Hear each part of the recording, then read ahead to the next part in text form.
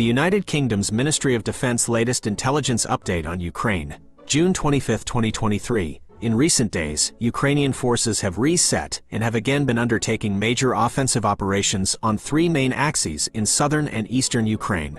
Ukrainian forces are using the experiences from the first 2 weeks of the counteroffensive to refine tactics for assaulting the deep, well-prepared Russian defenses.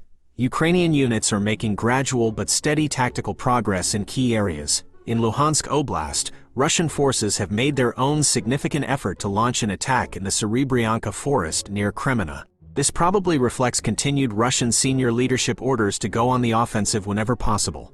Russia has made some small gains, but Ukrainian forces have prevented a breakthrough. The Institute for the Study of War, Russian Offensive Campaign Assessment.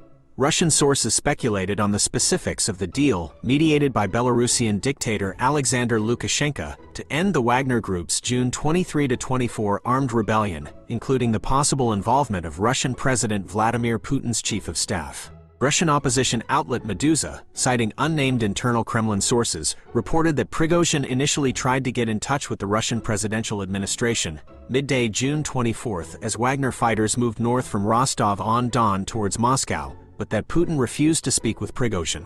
Meduza noted that, once Prigozhin observed the lack of widespread military support for Wagner's actions and changed his mind on Wagner's prospects, the Kremlin turned to negotiations involving Lukashenko, chief of staff of the Russian presidential office Anton Vaino, and Russian ambassador to Belarus Boris Gryzlov. Vaino and Gryzlov's possible involvement was not reported on June 24.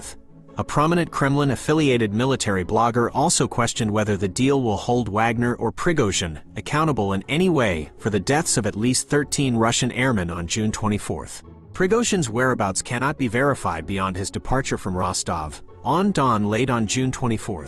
Russian outlet RTVI claimed that Prigozhin's press service told RTVI that Prigozhin sends his regards and will answer all questions when he is on normal communication.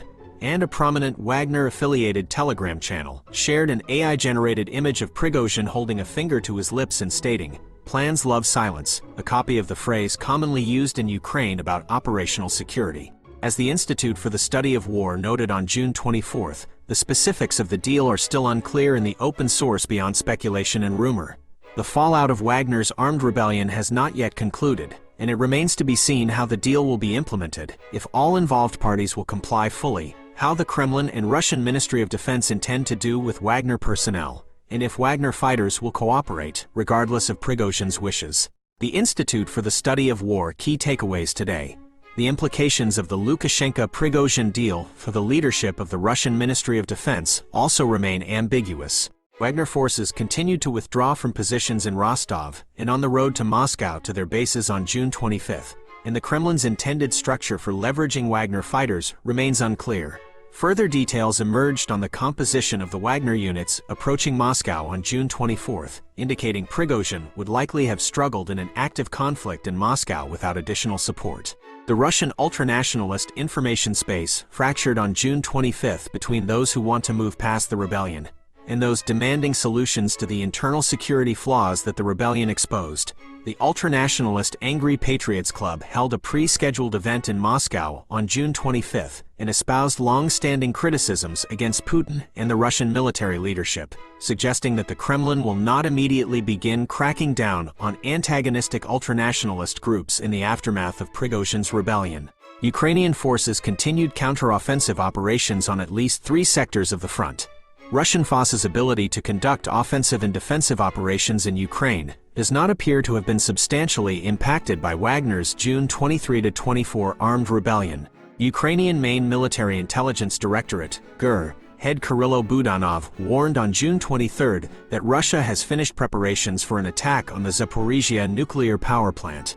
A Russian sabotage and reconnaissance group attempted to cross the international border into Sumy Oblast. Russian forces continued limited ground attacks near Svatov, Bakhmut, and along the Avdiivka-Donetsk city line. Russian and Ukrainian forces conducted limited ground attacks in western Donetsk and western Zaporizhzhia oblasts. Russian sources claimed that Ukrainian forces maintained positions near the Antonivsky Bridge in Kherson Oblast. Ukrainian officials continue to report that Russia relies on sanctions evasion schemes to acquire foreign components for weapons production. Russian occupation authorities continue to weaponize policy regarding children. to consolidate social and administrative control of occupied areas,